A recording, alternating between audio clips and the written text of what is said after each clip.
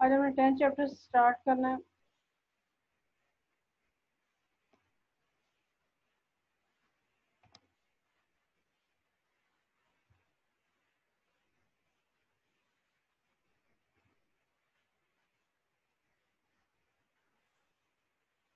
Economic integration, custom unions and free trade areas. इस chapter में हम ये स्टडी करेंगे कि जैसा कि पिछले सारे चैप्टर्स में एक बात जो हमें पढ़ी कि free trade is always better than restricted trade. Free trade increase the welfare of the consumers, it increase the income level, but there are always some or other types of restrictions on the free trade. तो overall हर country किसी न किसी शक्ल में कोई ना कोई trade restrictions अपने एक्सपोर्ट्स या इंपोर्ट्स पे रखता है, लेकिन चूंकि एवरीवन नो और सारे इकोनॉमिस्ट सजेस्ट करते हैं कि फ्री ट्रेड इज बेटर, तो फ्री ट्रेड के बेनिफिट गेन करने के लिए डिफरेंट कंट्रीज आपस में कस्टम यूनियन या इकोनॉमिक इंटीग्रेशन कर लेते हैं, जिसमें वो डिसाइड करते हैं कि वो एक दूसरे की ट्रेड पे रिस्ट्रिक्शंस डिक्रीज करेंगे या एक दूसरे के लिए टैरिफ बैरियर्स को रिड्यूस करेंगे। तो इस तरह के जो भी इकोनॉमिक इंटीग्रेशन होती है उनकी डिफरेंट फॉर्म्स हैं, जिनको कस्टम यूनियंस या फ्री ट्रेड एरिया कहते हैं, और उनकी डिफरेंट फॉर्म्स हैं जो हम इस चैप्टर में देखेंगे। इसमें बाकियों की डेफिनेशन है, ज़्यादा डिटेल में सिर्फ कस्टम यूनियन जो था उसको एक्सप्लेन किया गया। इकोनॉमिक इंटीग्रेशन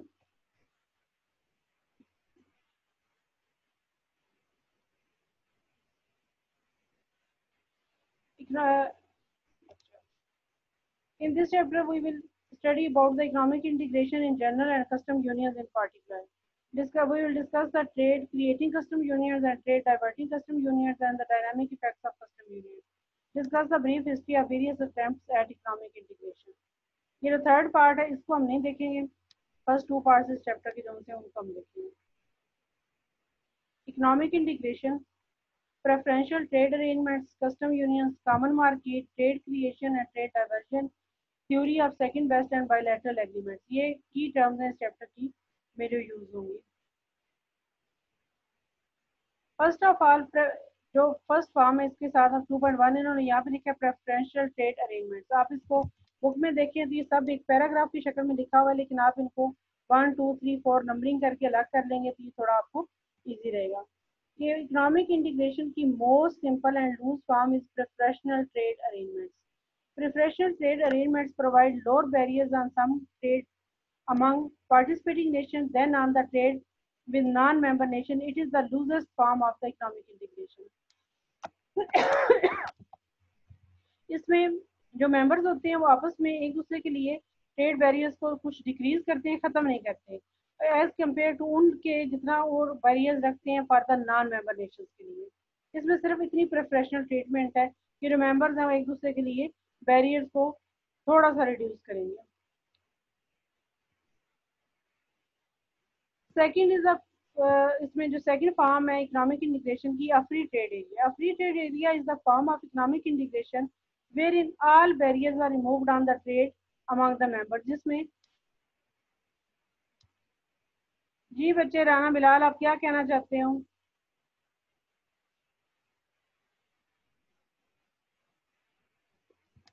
चलो, free trade area is the form of economic integration where in all barriers are removed on trade.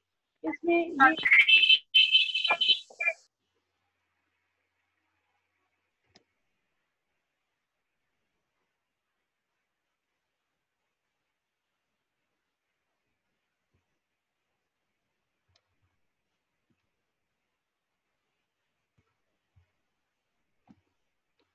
ये एक स्टेप फर्दर है। इसमें पिछले में क्या था कि सिर्फ प्रेफरेंशियल ट्रीटमेंट अरेंजमेंट्स में कि आप सिर्फ बैरियर्स जो से उनको रिड्यूस करते हैं। इसमें यह है कि जो भी मेंबर नेशन है वो आपस में बिल्कुल एक दूसरे पे जो ट्रेड बैरियर्स है वो खत्म कर देते हैं। सिर्फ ट्रेड बैरियर्स या टैरिफ है नॉन मेंबर्स के लिए आपस में जो नेशंस हैं। इसकी एग्जांपल है NAFTA, north American free trade agreement, EFTA ये यूरोपियन फ्री ट्रेड एग्रीमेंट है, और डिफरेंट किस्म के कंट्रीज के दरमियान ये फ्री ट्रेड एरियाज जो हैं मौजूद है।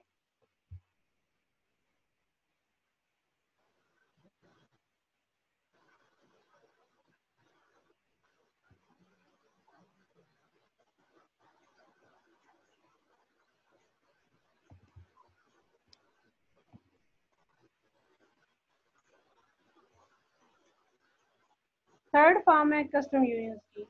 अ कस्टम यूनियन नो टैरिफ और अदर बैरियर्स ऑन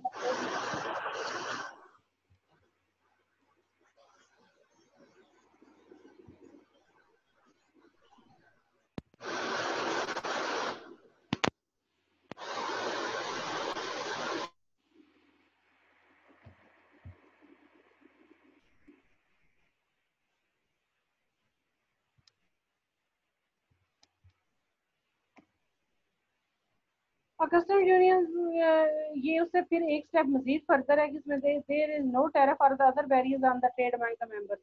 मेंबर्स आपस में कोई भी टैरिफ नहीं रखते। ये तो बात वही फ्री ट्रेड एरिया वाली होगी, but there is something more that is in addition it harmonise the trade policies such as setting of the common tariff rates. इनका एक स्टेप फर्दर ये है कि ना सिर्फ ये कि आपस में मेंबर्स जितने भी ट्रेड पे बैरियर्स है उनको खत्म रिमूव कर देते हैं, बल्कि नॉन मेंबर्स के लिए अपनी पॉलिसीज मिलकर बनाते हैं कि toward the other countries for the rest of the world वो कॉमन टैरिफ पॉलिसीज जो सी हैं वो यूज करेंगे। सच एज इसकी एग्जांपल है यूरोपियन यूनियन की। यूरोपियन यूनियन जो सी पहले कॉमन मार्केट था, बाद में यूरोपियन यूनियन बनी।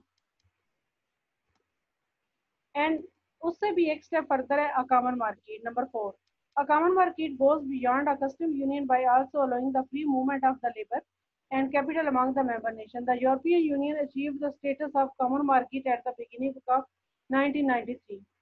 इसमें यह है कि आप मजीद एक स्टेप फर्दर है। नंबर 1 की मेंबर नेशन के दरमियान कोई भी टैरिफ नहीं होगा। Number 2, they harmonise the trade policy for the rest of the world.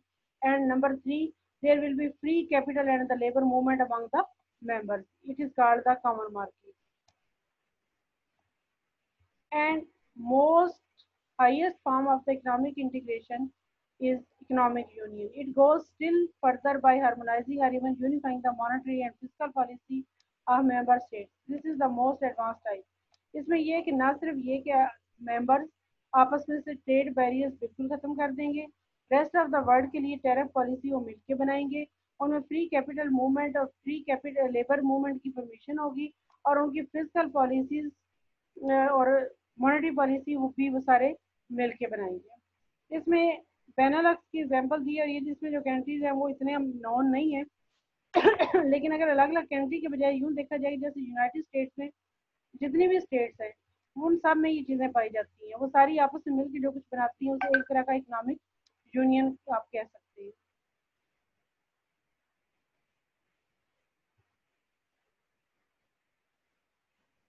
इसके अलावा डिफरेंट फॉर्म्स हैं जैसे ड्यूटी फ्री जोन्स और फ्री इकोनॉमिक जोन्स और area set up to attract the foreign investment by allowing raw materials and intermediate products.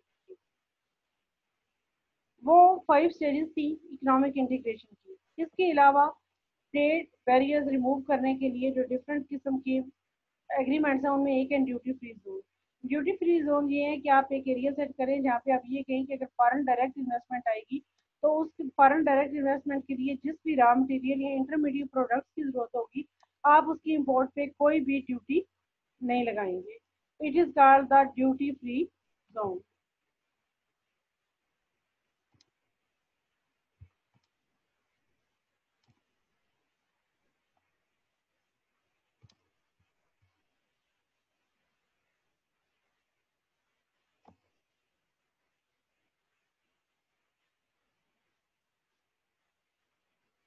उसके बाद लेकिन detail में हम इस चैप्टर में सिर्फ पढ़ेंगे कस्टम यूनियंस के बारे में।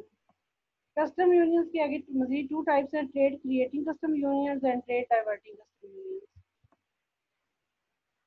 A trade creating custom union is union that leads to trade creation only and increases the welfare of both members and non-member nations.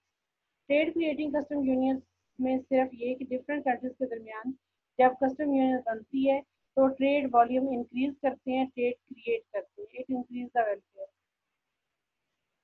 Trade creating custom union nation A, nation B, nation C इनका ने आपस में custom union बनाई। इसकी हम diagram से understand करेंगे।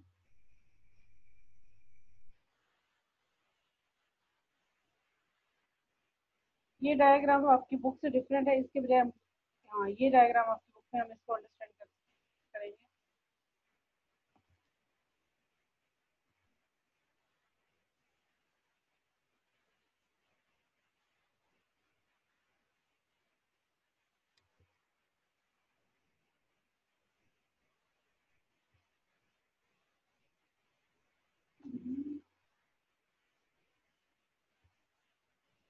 अब बच्चों एक काम जो आप लोगों ने आज करना है, अगर आप इनको समझना चाहती हैं तो पहले हमने टैरिफ की डायग्राम की, उसके बाद हमने कोटा की डायग्राम की, उसके बाद हमने एक्सपोर्ट सब्सिडीज की डायग्राम की, और आज हम कस्टम यूनियन कर रहे हैं बाजार। और आज ये ट्रेड क्रिएटिंग कस्टम यूनियन है, कल हम करेंगे या next week trade diverting custom union.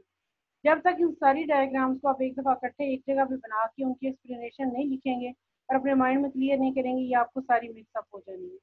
तो इसलिए आप इनको अगर एक दफ़ा भी एक दिन लगा के रिवाइज कर लें तो फिर आपका कॉन्सेप्ट एक दफ़ा क्लियर हो गया तो आपको कोई इसमें प्रॉब्लम नहीं होगा। In this diagram, to explain the trade creating custom union, on x-axis we are taking commodity X, and y-axis is price of X, s-axis supply curve of X, domestic supply curve, and d-axis domestic demand curve of X, or E is the equilibrium in isolation without any trade. अब इन दोनों Nations के दरमियान trade हो रही है, nation is importing the commodity x, nation one is importing from nation two, और nation two ने से जब आप इम्पोर्ट कर रहे हैं तो आपने इस पर टैरिफ है $1 लगाया हुआ है और आपकी प्राइस $2 इस वक्त मौजूद है। और इस सिचुएशन में आपका consumer 50 units of x consume कर रहा है और 20 यूनिट प्रोड्यूसर प्रोड्यूस कर रहा है। 50 माइनस 20 30 यूनिट्स आप इंपोर्ट कर रहे हैं और आपका ये रेवेन्यू है 30 मल्टीप्लाइड बाय $130 जो सा वो गवर्नमेंट का रेवेन्यू है, और बाकी आपकी एक्स्ट्रा अमाउंट जो सी आप डोमेस्टिक प्रोड्यूसर को पे कर रहे हैं। अब आप अज्यूम करें कि नेशन वन नेशन टू के साथ जिससे आप कम्युनिटी इंपोर्ट कर रहे हैं कस्टम यूनियन बनाती है। कस्टम यूनियन बनाने के बाद सबसे पहली बात यह कि दे रिमूव दिस टैरिफ। जब वो टैरिफ रिमूव करते हैं तो आपकी प्राइस $2 से कम होकर $1 पे आ जाती है। Price when price decreases to the $1, consumption increases to $70, 70 unit of X, consumption 70 unit तक चली जाती है, and production domestic production decrease from 20 units to 10 units. Now 70 minus 10, this nation is importing 60 units. Before making of custom union, it was importing only 30 units. अब आप 60 के बजाय double आपकी imports हो गई है। और इसमें आपके कंज्यूमर सरप्लस क्या था, अगर आपको याद हो तो हमने डिफाइन किया था कि area above the price below the demand curve. तो कंज्यूमर सरप्लस में प्राइस डिक्रीज होने से ए जी एच बी ऐड हो गई, और इसमें जो ऐड हुआ है उसमें से ये एरिया तो डोमेस्टिक प्रोड्यूसर से ए सी जे जी कम होके डोमेस्टिक कंज्यूमर के पास चला गया है। एम एन एच और जे ये एरिया गवर्नमेंट रेवेन्यू में था जो अब गवर्नमेंट रेवेन्यू के बजाय कंज्यूमर सरप्लस में ऐड हो गया। लेकिन C M J and H N B ये आपके डेड वेट लॉस से पहले जो डोमेस्टिक इनएफिशिएंट प्रोडक्शन और डिस्टॉर्शन इन प्राइस की वजह से थे वो दोनों खत्म होके आपका कंज्यूमर सरप्लस इंक्रीज हुआ है। और ये जो ब्लू ट्राइंगल्स हैं दोनों, ये नेशन का ओवरऑल गेन है due to making of custom union. इससे कंज्यूमर वेलफेयर इंक्रीज होगी और इससे ओवरऑल दूसरी नेशन की जिस मेंबर नेशन से आप मजीद आप इंपोर्ट कर रहे हैं उनकी इनकम इंक्रीज होगी। तो overall both Nations welfare improve after the making of custom union.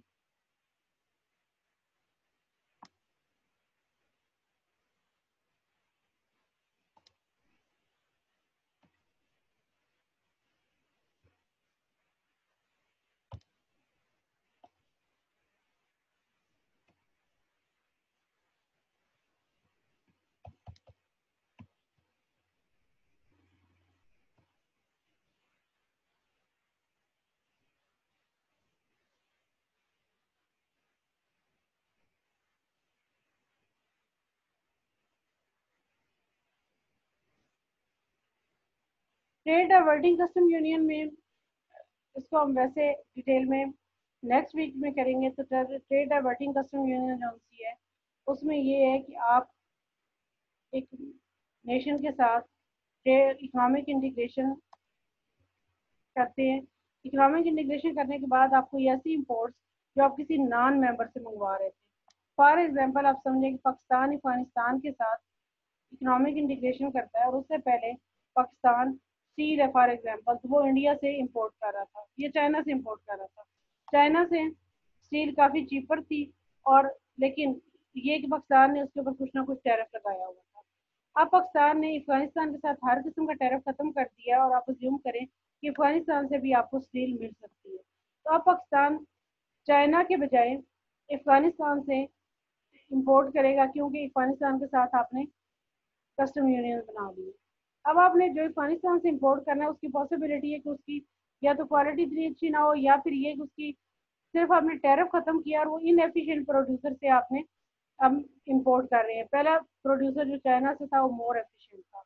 इस सूरत में जो कुछ हुआ उसे कहेंगे ट्रेड डाइवर्टिंग कस्टम यूनियन, क्योंकि ट्रेड चाइना से डाइवर्ट होकर पाकिस्तान की अफगानिस्तान के साथ हो गई है। प्लस इसमें ट्रेड क्रिएशन भी हुई है, मसलन पहले अफगानिस्तान के साथ नहीं हो रही थी तो अब ट्रेड शुरू हुई है। इसका अल्टीमेट इफेक्ट पॉजिटिव होगा या नेगेटिव, ये डिपेंड करता है दोनों इफेक्ट्स को कंपेयर करने से। ये हम नेक्स्ट चैप्टर में करेंगे। फिलहाल आपने जो इसमें अभी हमने देखी है,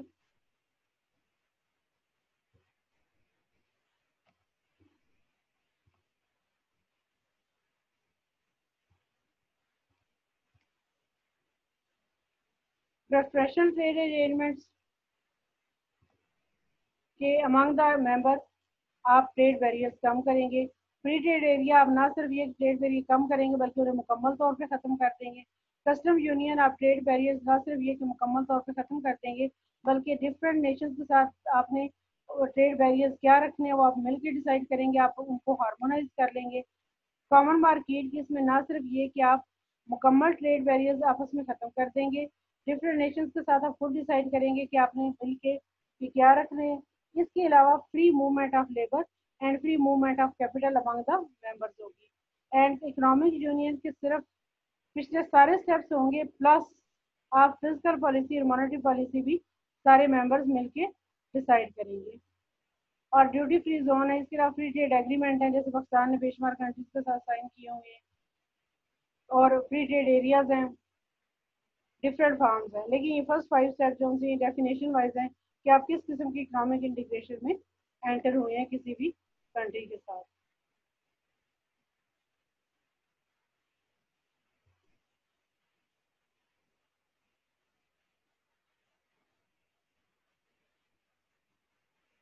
बच्चों इसमें आपको देख के आइएगा, कोई क्वेश्चन आपने पूछना हो तो आप पूछ लीजिएगा, अभी पूछ लें। ये मैंने चैट में भी लिंक एंटर कर दिया और मैं आपको व्हाट्सएप पे भी ये लिंक साइट्स का भेज देती हूँ।